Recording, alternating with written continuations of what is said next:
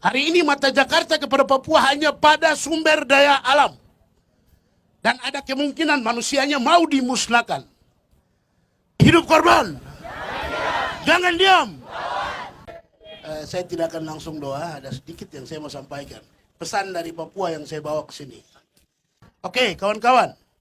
Hari ini kami telah saksikan bersama yang menjadi presiden adalah pelaku pelanggaran HAM.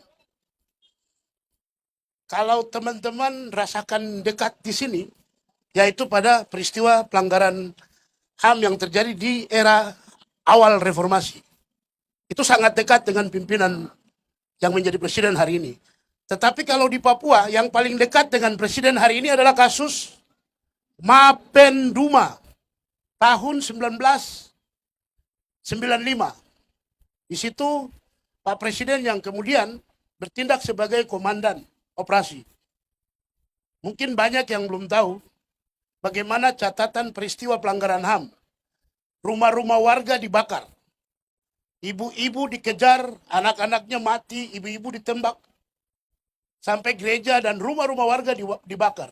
Itu semua adalah catatan pelanggaran HAM yang dilakukan ketika Presiden hari ini menjadi komando pembebasan Sandra tahun 1995. Peristiwa itu sampai saat ini belum pernah diproses hukum ataupun ditindaklanjuti oleh Komnas HAM yang waktu itu tahun 94 dibentuk. Ini kemudian menambah deretan panjang fakta pelanggaran HAM yang dilakukan oleh Kanjeng Gusti hari ini.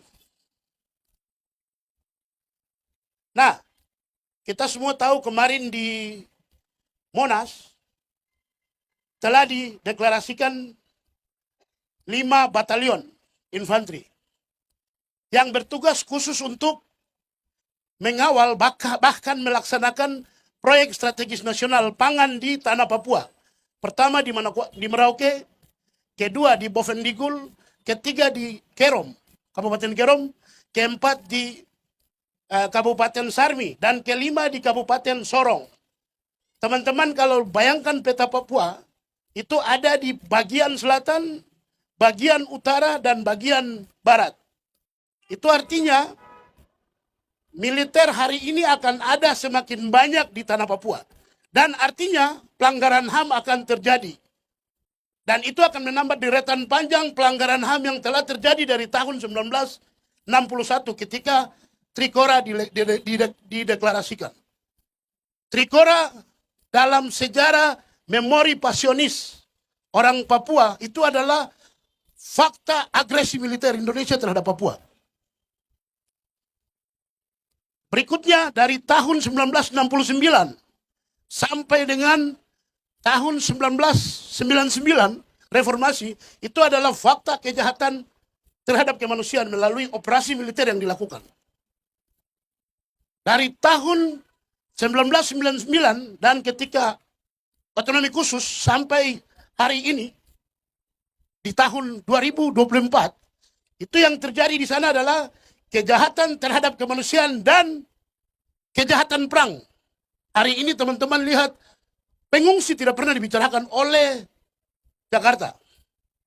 Jumlahnya sudah lebih dari 50.000 lebih. Yang ada di setiap daerah yang di situ akan dicanangkan proyek strategis nasional. Hari ini mata Jakarta kepada Papua hanya pada sumber daya alam. Dan ada kemungkinan manusianya mau dimusnahkan. Menggempur rejim Orde Baru yang paling baru, yang baru saja kemarin dilantik. Karena militerisme akan ada dari Sabang sampai Merauke. Mari hidup korban. Jangan diam.